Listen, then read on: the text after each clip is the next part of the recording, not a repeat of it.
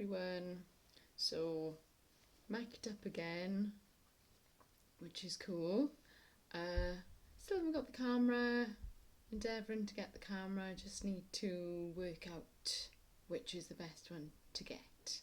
So I have a friend helping me to decide, because they've already got a camera and know about all that stuff. So I don't want to just dive in and get any old one. I want to get a good one. So bear with me on that. And then next to come, of course, is the laptop and the editing stuff to be able to get things a bit more professional and a bit more easy viewing for those delightful people that want to get involved and watch me. So today I thought this is something I didn't know about until I started watching The Unexpected Gypsy, I've mentioned before, on YouTube.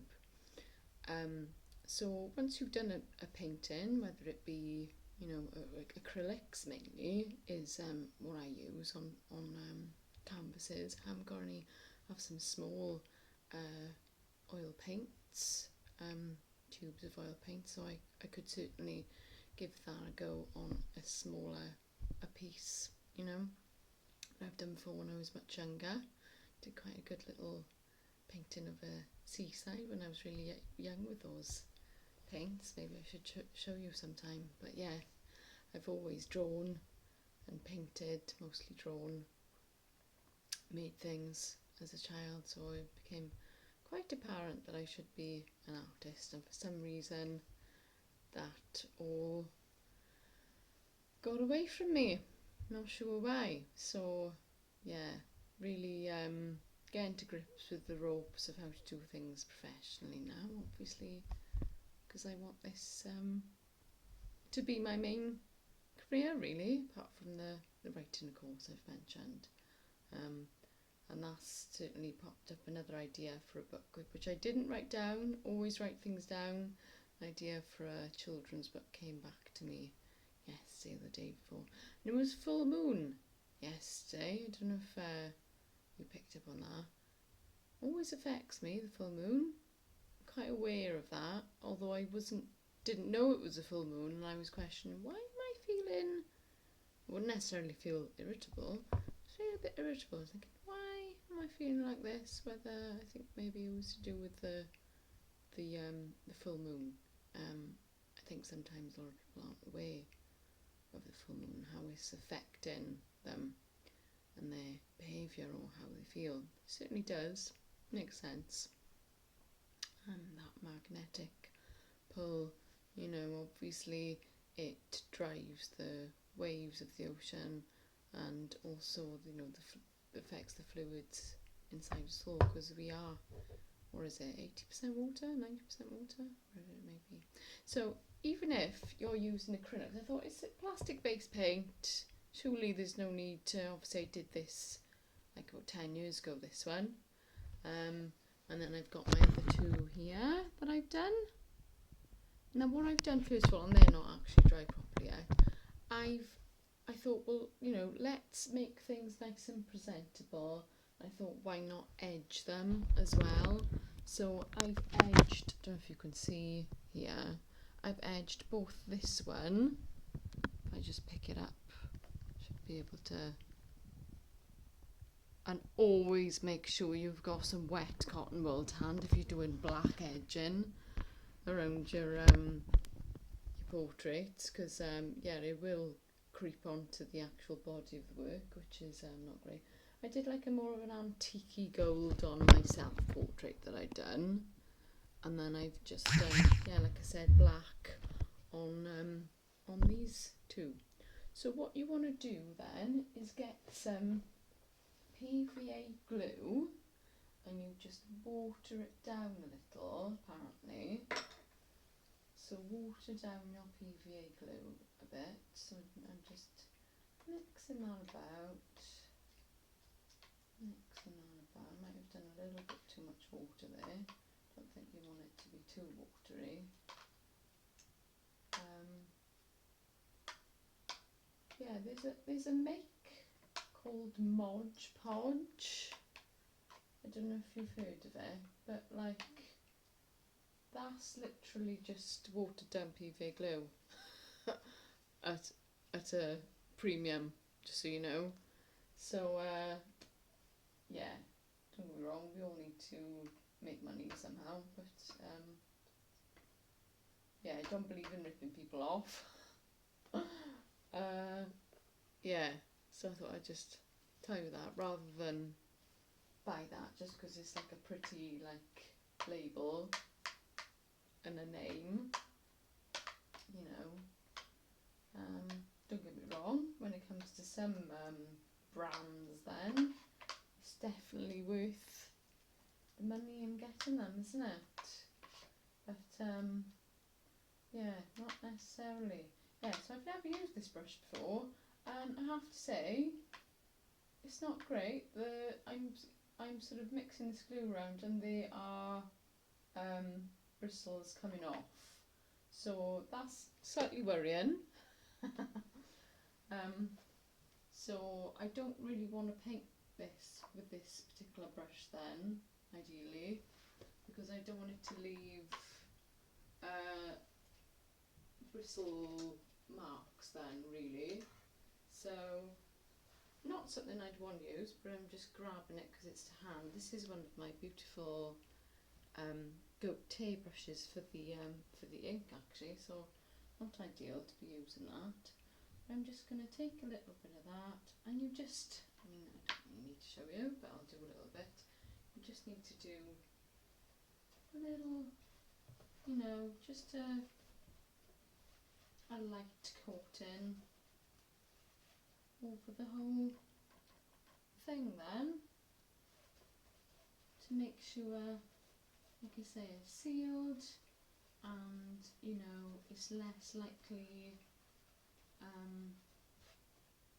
you know, obviously over the years, through the elements and whatever, to help seal it from any damage, and we certainly want that after all our hard work being put in, don't we?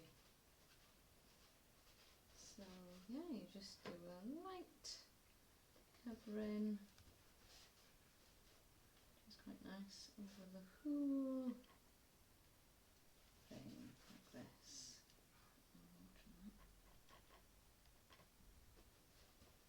So yeah, you get the general idea, I think, don't you? Yeah, like I said, be very careful with the black going over your if you want to use black to edge things. So I've just noticed I've got like a little bit of black going across her red or pink dress here, so that's not ideal. We don't want that, do we? Don't want to seal that in there, so I'm just going in and just removing that with the tip of my finger.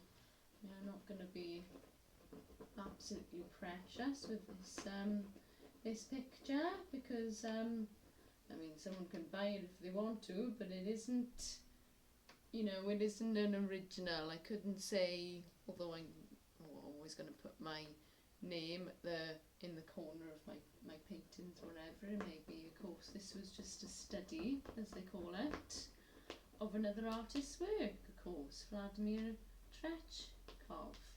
So yeah, so I take it, when it comes to might be wondering about sealing other things, like when it comes to watercolour or pastel or pencil, then what you would do is use something like this, a spray fixative. Now that's a Daler-Rowney, and that is, it does say on it, for pastels, which I didn't realise. So charcoal, pastels, pencil, I'll probably just use some of that. Now there is a Winsor Newton one that was more expensive, that I could have got. Maybe I should have got that one because I'm using it. I haven't even used pencils. Sorry, pastels. This pencil I've been using, and watercolour as well. Maybe just give it a spray with something. That should do it really.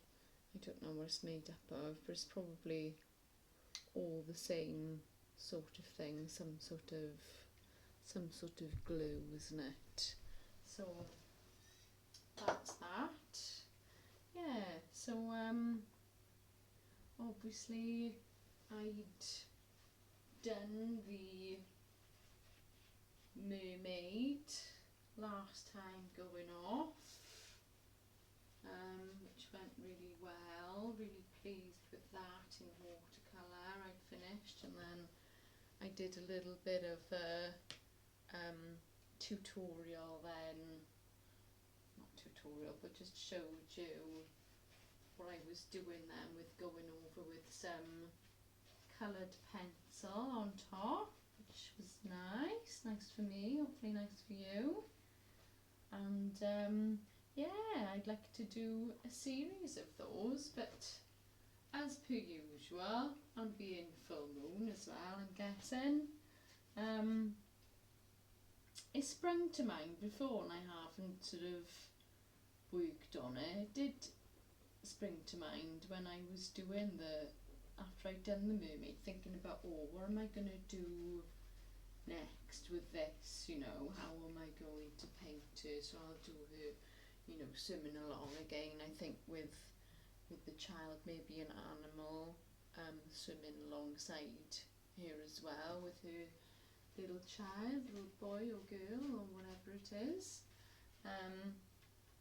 But also, obviously, a mermaid is also known as a siren, and a siren is a far more,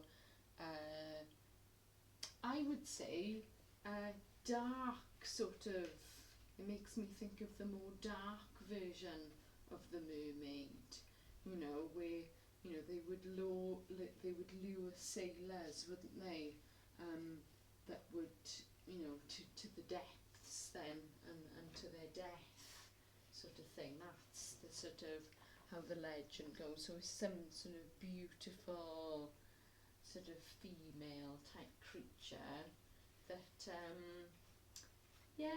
there's a light and a dark side to them, isn't there? Just like anyone and anything really. So I did have this vision come to me of her in her more wrathful state then, because her eyes are sort of closed and she's smiling, and then maybe her eyes are open and they're sort of, a bit more scary and monstrous version.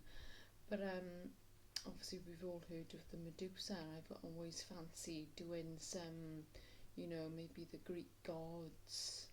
I've started a drawing now of the Medusa, which I'll probably do on a canvas, because I like the idea of doing like lots of like metallics again, with the do it like dark, maybe some metallic like green in there. So I think that's possibly my next project, and quite fitting that I drew that on a full moon, really, because it is a bit of a witching time, as I was saying, a bit of a, the darkness of your mind then coming to the surface should be with the power of the full moon, because they tend to get a lot more activity then in sort of mental hospitals and things like that on new moon, believe it or not. You may have heard of this.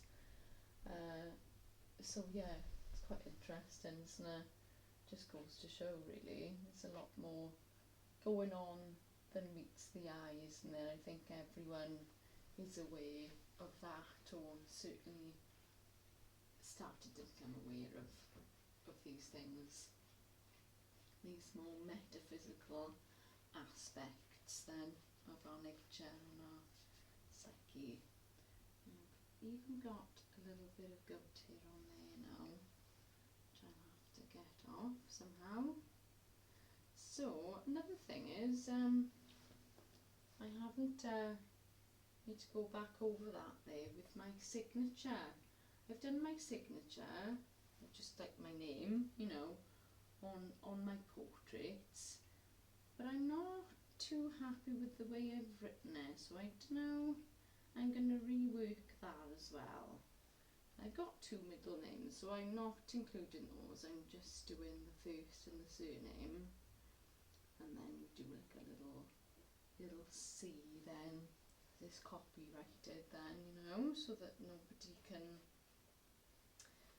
steal your work and copy your work basically, which is good. So that's another thing, you know, as soon as you've done a work of art, always put your name, and if you're posting online, you know, keep posting versions of it in succession as you're working on it, and you should be happy to find then that that's protected and copyrighted then, you know, so that's good.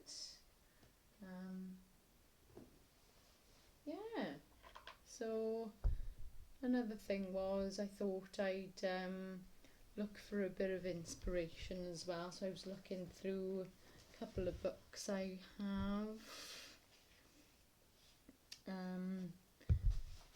So I mentioned Frida Kahlo before and her portraits. Obviously, as you know, I love portraiture, and I'd like to do more. And yeah, so I thought, I'll pick up my Frida Kahlo book again. I don't think I could find the page when I last spoke to you. I just had a little flick through and showed you a couple of things on one of my first videos.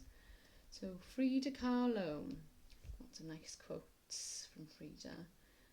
She says, "Surrealism is the magical surprise of finding a lion in a wardrobe where you were sure of finding shirts." Quite interesting. So, here are quite a few of her self-portraits there. So right from when she was a girl with her curly hair. Some really interesting aspects there, as you can see. She liked to incorporate her animals. She had monkeys and parrots, and I really like the way she's done that. I think I did this post yesterday with the quote I just said. Actually, she's got her monkeys and she's got some thorns around her neck. She's got some butterflies in her hair, foliage in the background. I think that's lovely.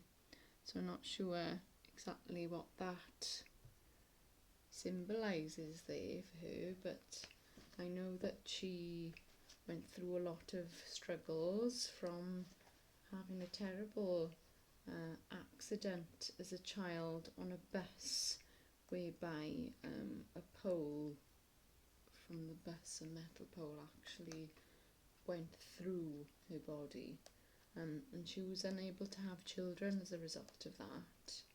So that caused her a lot of pain.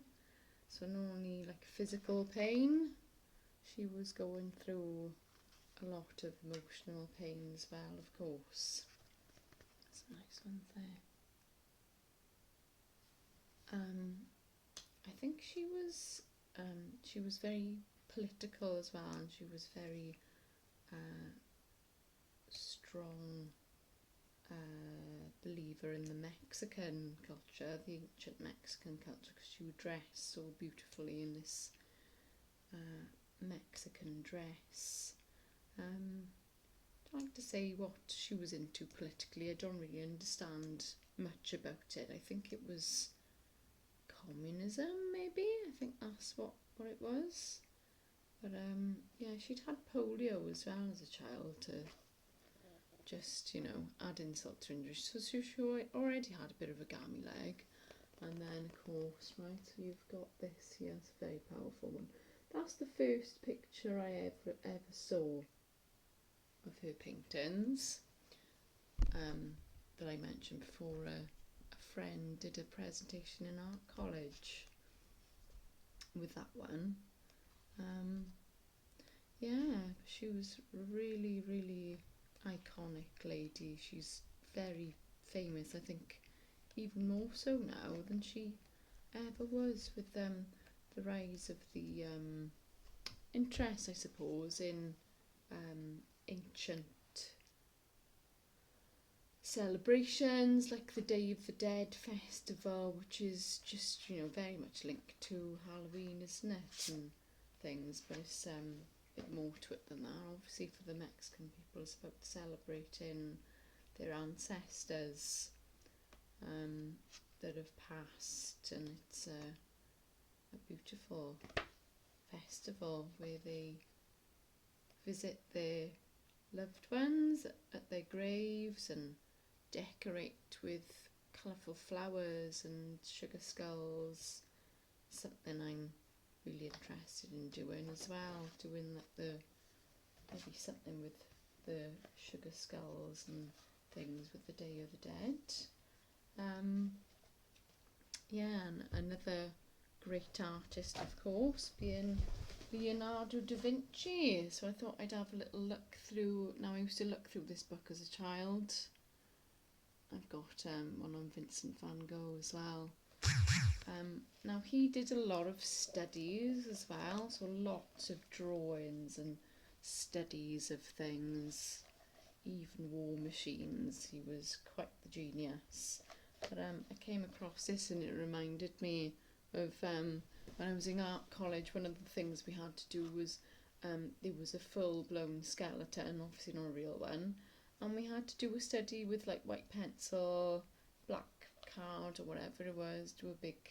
I'd love to do that again. I think I'd give that a much better go now than I did then. I seem to have improved a lot with my my drawing and painting, just with I suppose just the frame of mind I'm in and things helps, and just, I don't know, I think a better connection to my higher self too, because of that, because of more positive energy, more of a connection exists. I think that's very important as an artist. You can just bring things through, I think, sort of channeled, so to speak. But so he came up with machines of war as well in great detail that he just channeled. He would have just channeled that stuff, and obviously he was a very intelligent man to work out all the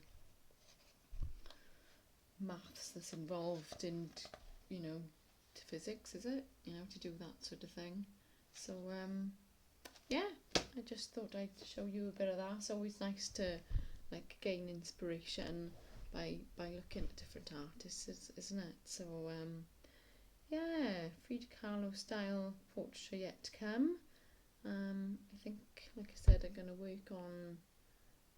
I've sprayed canvas gold ready for the the Medusa. I think I'll do a little bit of reading on her actually to maybe gain more inspiration how I'm going to sort of portray her. But lots of ideas for self-portraiture and things. And obviously do some more pictures with the mermaid theme, I think, too. And apart from that, still trying out different things for my book, for the illustrations for my book, which I have here. So I did like a little... I've got Merlin and a fireplace, but I thought, I could do with a bit of help for that fireplace there, really.